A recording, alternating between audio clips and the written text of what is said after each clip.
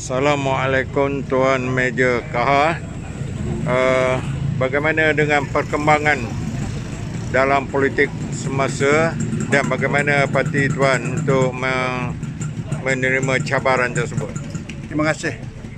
Lebih dahulu saya ingin memperkenalkan diri saya. Saya Meja Besara KH bin Haji Osman yang telah pun dilantik sebagai Ketua Komunikasi dan Ketua Penerangan di dalam penglibatan gelombang perubahan ini.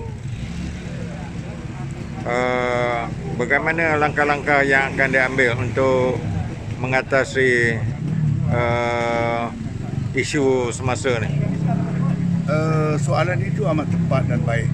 Inilah yang ingin kita war-warkan.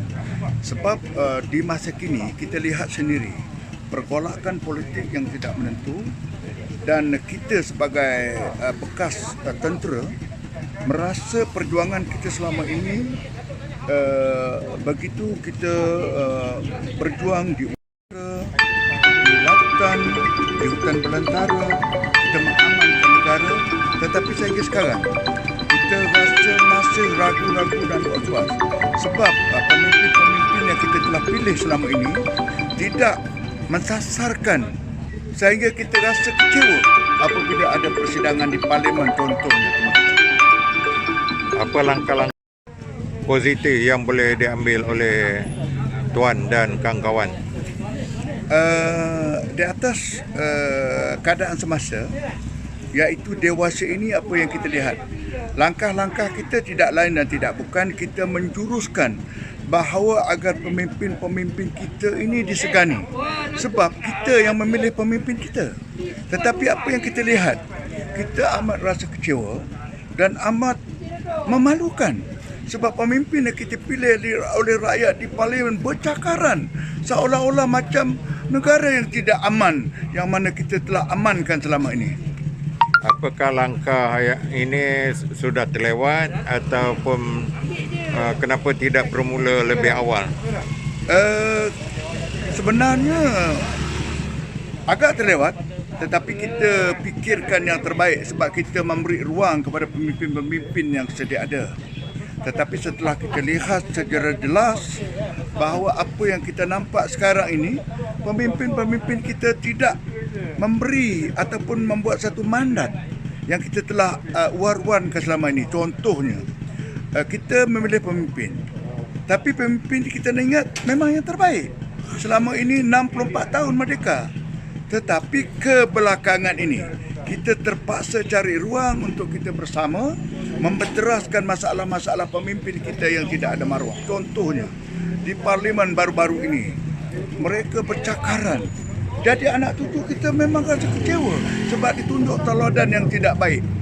Jadi harapan kita dengan adanya semua kelompok, semua badan-badan NGO, badan-badan pesara dan sebagainya, apabila kita ke tengah, kita yakin bahawa kita mampu menyekat perkara ini berlaku di masa akan datang. Apakah idea ini datang daripada Indonesia yang tentera banyak terlibat dalam politik? Soalan itu memang baik dan wujud. Sebab itu kita telah fikirkan selaras dengan apa yang diperlu oleh dewasa ini.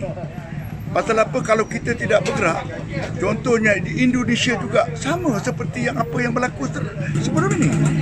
Tetapi oleh kerana penglibatan pesara-pesara tentera, pesara-pesara pegawai kerajaan, teknokrat dan sebagainya, sehingga di Republik Indonesia disegani di Tenggara Asia di masa ini.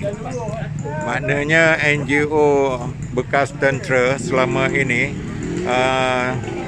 buah fikiran tidak diambil kira ataupun dipandang oleh pihak atasan.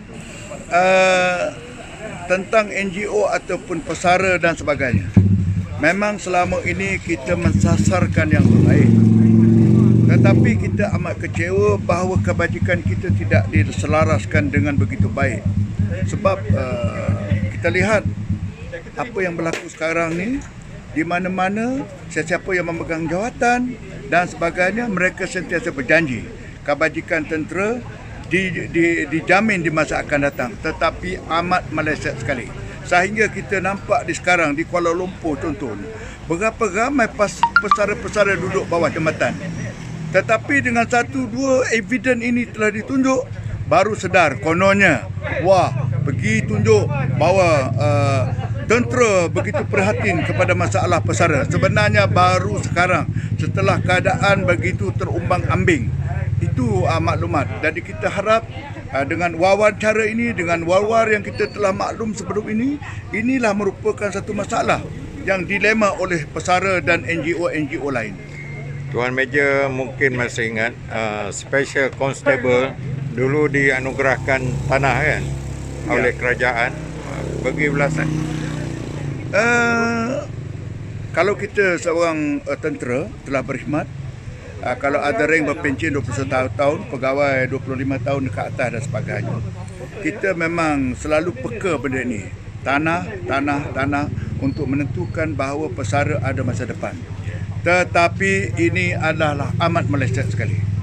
Jadi ianya merupakan satu janji yang tidak didapati oleh kerajaan. Inilah sehingga sekarang kita bergerak untuk mendekati dan kita ingin bersuara di Parlimen selepas PRU 15 nanti.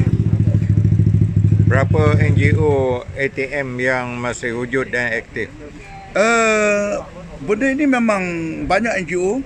Di mana-mana negeri ada tubuh, di mana-mana kekuasaan-kekuasaan parlimen ada tubuh. Tetapi mereka ini tidak berani bersuara. Sebab kalau bersuara akan di-trademark. Parti-parti pemerintah tidak boleh kita melebihi daripada mereka. Inilah sebab kita bergerak melalui PRU gelombang ini, akan kita war-warkan agar kita semua bersama dan dibuat sama rata kebajikannya. Langkah-langkah yang perlu diambil untuk 2 tahun akan datang. Kita pun telah bermesyuarat beberapa kali dan kita pun telah bersuara dan kita telah pun mendapat maklumat dan kita telah pun dimaklum oleh akar UMI bahawa kita bergerak dan langkah-langkah inilah kita akan gunakan dan kita akan bawa suara veteran ini sehingga ke parlimen nanti. Kalau kita tidak bergerak dan kita tidak ada wakil dekat parlimen, ibaratkan gerakan kita kosong. Jadi saya harapan saya agar veteran ini mesti ada wakil kat parlimen dan boleh membawa suara veteran-veteran yang bersara, bukan saja veteran, seluruh rakyat Malaysia akan bersama kita mengepelingkan tenaga untuk menentukan bahawa negara kita tidak dinodai oleh pihak-pihak yang kita ketahui sebelum ini. Selepas bersara, Tuan Meja, aktiviti. Untuk maklumat Tuan, saya selepas saja bersara 2006, saya melibat diri dalam parti politik. Saya adalah seorang ahli ataupun ketua cabang PKR. Tetapi matlamat yang saya masuk politik dulu amat kecewa. Sebab saya masuk parti, saya diguna pakai untuk selamatkan seseorang itu. Rupa-rupanya kekecewaan yang saya alami selama ini menjadi kenyataan. Contohnya, saya masuk parti PKR. Saya dilantik sebagai ketua bahagian. Saya tidak boleh bersuara. Sebab mereka kata PKR reformasi untuk melepas ataupun menjurangkan bahawa untuk mengeluarkan Anwar daripada penjara. Tetapi amat ketara sekali sekarang apabila dia keluar dari penjara, dia sibuk nak jadi Perdana Menteri. Perdana Menteri. Kebajikan rakyat, kebajikan seluruh rakyat Malaysia tidak diambil kira. Di dalam parlimen bercakaran inilah membawa sehingga kita kecewa apa yang ahli parlimen kita suara di Dewan Rakyat. Kata penutup Tuan Meja. Terima kasih. Saya selaku Ketua Penerangan Gelombang Perubahan ingin menyarankan semoga seluruh veteran, seluruh rakyat Malaysia menggembleng tenaga agar bersama-sama dengan kita akan membawa negara ini aman makmur. Balik semula macam zaman kita merdeka dulu, bukan zaman sekarang. Zaman sekarang apa yang berlaku amalah tidak menggalakkan dan tidak memuaskan. Oleh kerana kluster mahkamah dan sebagainya tidak diambil kira. Bebas bersuara, tetapi di mana letaknya kewibaan negara kita yang telah kita war-warkan melalui perlembagaan rukun negara yang yang menghormati kedaulatan Raja-Raja Melayu yang sedia ada. Itu harapan saya. Semoga perkara ini dapat kita sama-sama untuk menentukan hala tuju negara kita jangan dinodai selepas PRU 15 nanti. Last sekali, apa pergerakan Tuan sekarang ni atas tiket parti? Kita sekarang ni atas wawasan yang sama, iaitu Gelombang Perubahan. Parti yang kita nak tubuh iaitu Parti Kemakmuran. Tetapi sehingga sekarang belum diluluskan oleh kerana keadaan kekangan politik sekarang ni dia tidak mampu untuk kita bergerak sebab dia sekat kebebasan kita. Jadi semua saya rayu semoga pihak yang bertanggungjawab roh dan sebagainya sila lulus sebab ini suara rakyat bukan suara individu daripada veteran. Terima kasih. Okey, terima kasih Tuan Meja.